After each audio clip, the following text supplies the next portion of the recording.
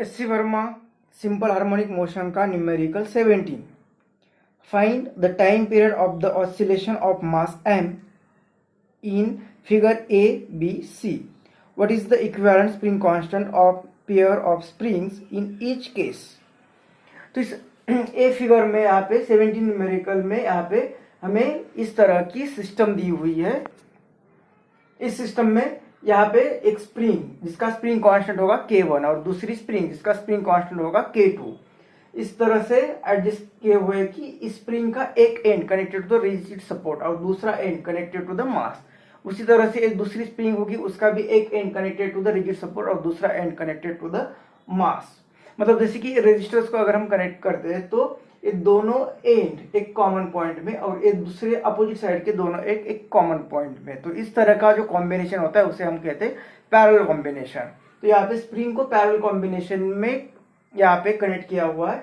तो हमें बोला है कि फाइंड टाइम पीरियड और दूसरा इक्विवेलेंट स्प्रिंग कांस्टेंट। ये टाइम पीरियड फाइंड करने के लिए इक्विवेलेंट स्प्रिंग कांस्टेंट फाइंड करना जरूरी है। तो what is equivalent spring constant, ये फाइंड करना मतलब क्या? तो हमें यहाँ पे ये दोनों स्प्रिंग को निकाल कर एक यहाँ पे एक ही स्प्रिंग इस तरह की लगानी है कि वो एक ही स्प्रिंग ये दोनों स्प्रिंग का काम करेगी। तो उस स्प्रिंग का स्प्रिंग कांस्टेंट कितना होना चाहिए? तो वो स्प्रिंग कांस्टेंट होगा इक्विवेलेंट स्प्रिंग कांस्टेंट। तो ये हमें फाइंड करना है। अब यहाँ पे स्टार्टिंग में दोनों स्प्रिंग उसके नेचुरल लेंथ पर है और ये दोनों का एंड एक ही ब्लॉक को कनेक्ट किया हुआ है। अगर इस मास को हम थोड़ा सा डिस्प्लेस करते हैं राइट साइड या लेफ्ट साइड में, सपोज राइट साइड को हमने कुछ एक्स डिस्टेंस से उसे डिस्प्लेस कर दिया, मतलब इस साइड को थोड़ा सा इसे डिस्प्लेस कर दिया तो एक्स डिस्टेंस से इस ब्लॉक को थोड़ा डिस्प्लेस कर दिया तो ए स्प्रिंग भी इलोंगेट होगी इस डायरेक्शन में एक्स डिस्टेंस से और ए स्प्रिंग भी एक्स डिस्टेंस से इलोंगेट होगी। तो जैसे ए स्प्रिंग इलोंगेट होती है तो उसके डिस्प्लेसमेंट के अपोजिट डायरेक्शन में एक रिस्टोरिंग फोर्स प्रोड्यूस होगा और वो अब इस डायरेक्शन में होगा। डिस्प्लेसमेंट अगर राइट साइड को है तो इस स्प्रिंग में अपोजिट डायरेक्शन में यहाँ पे फोर्स रिस्टोरिंग फोर्स प्रोड्यूस होगा और वो कितना होगा? इसका स्प्रिंग कांस्टेंट इनटू डिस्प्लेसमेंट। अब माइनस साइन देंगे क्योंकि ये अपोजिट माइनस साइन मतलब फोर्स और डिस्प्लेसमेंट अपोजिट डायरेक्शन में, डिस्प्लेसमेंट राइट साइड में तो फोर्स लेफ्ट साइड में है। उसी तरह से यहाँ पे भी जो फोर्स होगा स्प्रिंग 2 के लिए हम 2 दिखाते हैं तो ये होगा माइनस K2 स्प्रिंग कांस्टेंट और इसका डिस्प्लेसमेंट x। तो ये दोनों स्प्रिंग अब इस ब्लॉक पर फोर्स लगा रही है एक ही डायरेक्शन में। तो इस ब्लॉक पर टोटल फोर्स लेफ्ट साइड में कितना होगा? तो नेट फोर्स यहाँ पे F नेट कितना होगा? तो दो फोर्सेस के एडिशन, मतलब ये फोर्स ड्यू टू स्प्रिंग 1 और फोर्स ड्यू टू स्प्रिंग 2। अब ये F1 कितना होगा? तो A माइनस K1x और ये कितना होगा? माइनस K2x, दोनों की एडिशन। और नेट फोर्स मतलब टोटल फोर्स कितना होगा? तो एक Kx, K मतलब यहाँ पे इक्विवेलेंट K, जैसे कि एक ही स्प्रिंग होगी तो उस स्प्रिंग का इक्विवेलेंट और ये इसका डिस्प्लेसमेंट, वो ब्लॉक का भी डिस्प्लेसमेंट एक ही हुआ है तो यहाँ पे भी एक से आएगा, सेम डिस्प्लेसमेंट होगा इस ब्लॉक का, इस स्प्रिंग का और इस स्प्रिंग का भी सेम डिस्प्लेसमेंट। और ये माइनस साइन तो माइनस माइनस तो सब जगह का कट होगा, एक्स भी कट होगा। तो ये इक्विवेलेंट स्प्रिंग कांस्टेंट कितना मिल रहा है हमें? पहले स्प्रिंग का स्प्रिंग कांस्टेंट प्लस दूसरे स्प्रिंग का स्प्रिंग कांस्टेंट। तो इस तरह से हमें इक्विवेलेंट स्प्रिंग कांस्टेंट मिल रहा है। हमें टाइम पीरियड भी फाइंड करना है। तो टाइम पीरियड क्या होगा? तो टाइम पीरियड जैसे कि 2π/ओमेगा होता है, लेकिन ओमेगा इज इक्वल टू हमने इस ऑसिलेशन में ही स्प्रिंग सिंपल हार्मोनिक मोशन में ही पढ़ा है कि वो होता है K/m। तो ये इसकी वैल्यू यहाँ पे पुट करते हैं तो t मिलेगा हमें 2π/, इसे डिवाइड करना है उल्टा हो कि ये बनेगा m/k। और ये यहाँ पे 2π कांस्टेंट, m मतलब इस ब्लॉक का मास और ये k क्या होगा? इस सिस्टम का स्प्रिंग कांस्टेंट जो कि मतलब इक्विवेलेंट स्प्रिंग कांस्टेंट, ये होगा इक्विवेलेंट स्प्रिंग कांस्टेंट जो कि इस सिस्टम में इक्विवेलेंट स्प्रिंग कांस्टेंट क्या होगा? Addition of spring constant of 2 springs. तो टाइम पीरियड कितना आएगा? T is equal to 2π mass of the block और सिस्टम का स्प्रिंग कांस्टेंट आएगा K1 प्लस K2। तो इस तरह से एक पार्ट फिगर ए के लिए इक्विवेलेंट स्प्रिंग कांस्टेंट और टाइम पीरियड हमने फाइंड कर दिया। लेकिन यहाँ पे याद कर रखना है कि अगर स्प्रिंग्स पैरेलल होगी एक दूसरे को, इस पैरेलल कॉम्बिनेशन में equivalent spring constant is equal to addition of individual spring constant. अब इसी क्वेश्चन में बी पार्ट में हमें एक कुछ अलग तरह की सिस्टम दी है। पार्ट ए में हमने जो देखा उससे अलग तरह की यहाँ पे सिस्टम दी हुई है।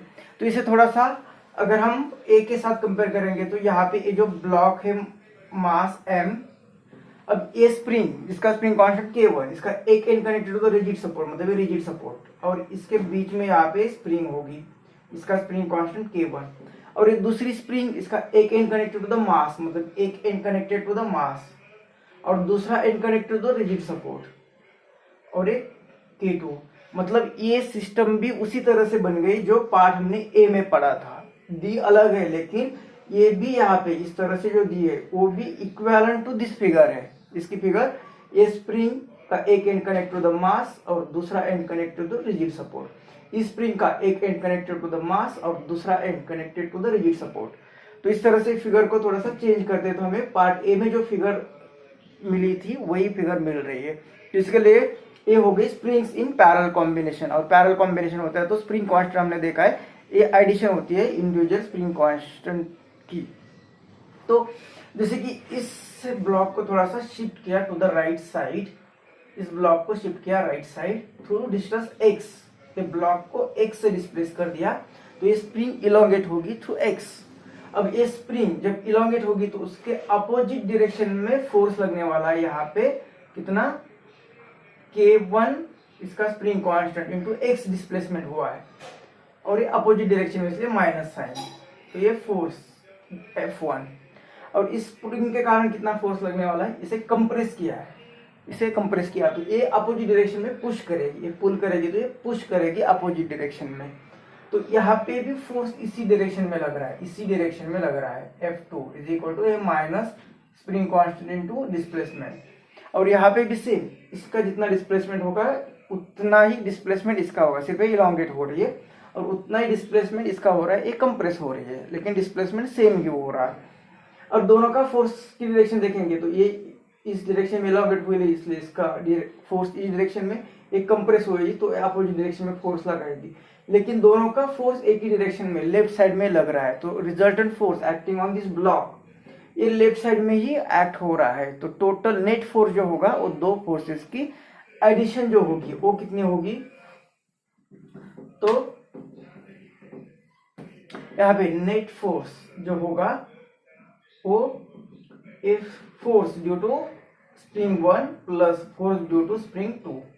तो इन नेट फोर्स जो हमने ऑलरेडी देखा है कि एक कितना होता है स्प्रिंग के इक्विवेलेंट, और ये x is equal to F1, ये होगा माइनस K1x और ये प्लस ये होगा माइनस K2x। तो ये x कट होगा, ये माइनस कट होगा, तो K इक्विवेलेंट यहाँ पे K1 प्लस K2। तो सेम पार्ट ए ही हमें मिल गया है, सिर्फ इससे पार्ट ए के साथ कंपेयर करना चाहिए। तो टाइम पीरियड, फिर टाइम पीरियड भी ऑलरेडी डिस्कस किया है कि 2m मास और एक K इक्विवेलेंट मतलब K1 प्लस K2। तो पार्ट बी बिल्कुल पार्ट ए की जैसा ही है, यहाँ तक सिर्फ इस फिगर को समझना जरूरी था। अब सी पार्ट में, यहाँ पे सी पार्ट होगा तो इस सी पार्ट में इस तरह की सिस्टम दी हुई है और ये दोनों spring connected in series combination, मतलब वन आफ्टर अनदर, इसे कहते हैं हम सीरीज कॉम्बिनेशन। तो इस सीरीज कॉम्बिनेशन में क्या होगा, सपोज इस ब्लॉक को x डिस्टेंस से डिस्प्लेस कर दिया, इस ब्लॉक को थोड़ा सा डिस्प्लेस कर दिया x डिस्टेंस से, मतलब x is the displacement of block. तो पहले क्या हो रहा था कि ये दोनों स्प्रिंग डायरेक्ट कनेक्टेड थी इस ब्लॉक को, तो ये ब्लॉक जितना डिस्प्लेसमेंट होगा उतना डिस्प्लेसमेंट इसका भी होगा, उतना डिस्प्लेसमेंट इसका भी होगा पैरेलल कॉम्बिनेशन में। लेकिन यहाँ पे इस ब्लॉक दोनों भी spring direct connected to block नहीं है, तो इसका जो डिस्प्लेसमेंट होगा x, तो दोनों भी इलोंगेट होगी x से, मतलब ये दोनों का मिलाकर जो डिस्प्लेसमेंट होने वाला है वो होने वाला है अभी x। मतलब इस पे सपोज कुछ फोर्स हमने अप्लाई किया और डिस्प्लेसमेंट किया, तो उतना ही फोर्स यहाँ दोनों को भी लगने वाला है क्योंकि वो सीरीज में है। तो लेकिन स्प्रिंग कांस्टेंट अलग अलग होने के कारण दोनों का डिस्प्लेसमेंट अलग अलग होगा और दोनों का मिलाकर डिस्प्लेसमेंट होगा x। मतलब इस राइट साइड में किया तो यहाँ पे अपोजिट डायरेक्शन में फोर्स लगने वाला है F, वो होगा K2x, ये होगा फोर्स। और यहाँ पे भी उतना ही फोर्स लगने वाला है F, लेकिन यहाँ पे डिस्प्लेसमेंट अलग अलग होने वाला है, तो इसे लिखते हैं हम -K2x2। तो ये जो टोटल डिस्प्लेसमेंट है x, ये होने वाला है x1 प्लस x2, क्योंकि ये दोनों इसे x से शिफ्ट किया तो दोनों का इलोंगेशन x होने वाला है, मतलब इसका कुछ होगा इसका कुछ होगा, दोनों की एडिशन, और दोनों का अलग अलग होने वाला है क्योंकि यहाँ पे जो फोर्स लग रहा है ये दोनों सेम फोर्स से, यहाँ पे हम दोनों स्प्रिंग पर सेम फोर्स लगा रहे हैं लेकिन स्प्रिंग कांस्टेंट अलग है, इसलिए डिस्प्लेसमेंट अलग होगा। तो ये total displacement is equal to इसका डिस्प्लेसमेंट प्लस इसका डिस्प्लेसमेंट, और हमें जो है F इज इक्वल टू क्या है kx, माइनस सिर्फ वो डायरेक्शन बताने के लिए, लेकिन वो x इज इक्वल टू क्या मिलता है यहाँ पे हमें F अपॉन k, मतलब जो फोर्स लगाया डिवाइडेड बाय स्प्रिंग कांस्टेंट। उसी तरह से x1 क्या मिलेगा, फिर x1 मिलेगा ये फोर्स और उसका स्प्रिंग कांस्टेंट, ये माइनस भी लिख लेते हैं अगर हर जगह पे तो भी वो बाद में कैंसिल ही होने वाला है, F इज इक्वल टू मिलने वाला है K2। अब ये दो इक्वेशन अगर हम इस एक इक्वेशन में रख देते हैं तो हमें क्या मिलने वाला है, this x is equal to x1 की वैल्यू यहाँ से लेते हैं अगर हम माइनस, और x भी इस इक्वेशन से क्या आएगा f upon k, a minus f upon k, तो ये minus f upon k is equal to x1 ये वैल्यू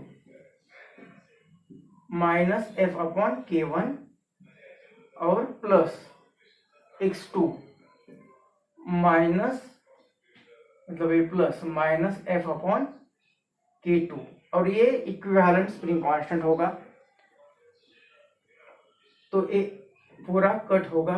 तो यहाँ पे हमें मिल रहा है k इक्विवेलेंट का इनवर्स इज इक्वल टू पहले स्प्रिंग का इनवर्स प्लस दूसरे स्प्रिंग कांस्टेंट का इनवर्स। तो ये हमें इक्वेशन मिल रहा है जब हम स्प्रिंग को कनेक्ट करते हैं इन सीरीज में, और हमें टाइम पीरियड फाइंड करना है तो टाइम पीरियड, और ये इक्विवेलेंट कितना आएगा, तो ये 1 upon k equivalent is equal to ये यहाँ पे तो ये k1 plus k2 divided by k1 k2, तो इसका इनवर्स लेंगे तो हमें k इक्विवेलेंट मिलेगा। k इक्विवेलेंट मतलब इस तरह की एक ही स्प्रिंग लगानी है हाथ पे कि ये दो स्प्रिंग का काम करेगी, मतलब इक्विवेलेंट होगी दो स्प्रिंग को। तो एक के इक्विवेलेंट तो कितना होना चाहिए, तो इसका भी इनवर्स करना है तो ये k1 k2 divided by k1 plus k2। तो ये वैल्यू अगर हम टाइम पीरियड फाइंड करने के लिए यूज करते हैं तो टाइम पीरियड क्या आएगा, t is equal to 2 pi under root mass of the block और एक k इक्विवेलेंट, तो वो ये आएगा 2 पाई अंडर रूट में मास और k इक्विवेलेंट की वैल्यू ए आएगी k1 k2 और डिवाइडेड बाय वो ऊपर चला जाएगा k1 प्लस k2, तो इतना आएगा टाइम पीरियड। तो यहाँ पे हमें पढ़ना था कि what is equivalent spring constant, तो पैरेलल कॉम्बिनेशन होगा तो स्प्रिंग कांस्टेंट की एडिशन, जैसे कि resistors are connected in series in parallel, capacitors actually वो कैपेसिटर जैसा होगा, और यहाँ पे सीरीज में है तो इस तरह का हमें इक्विवेलेंट स्प्रिंग कांस्टेंट मिलेगा।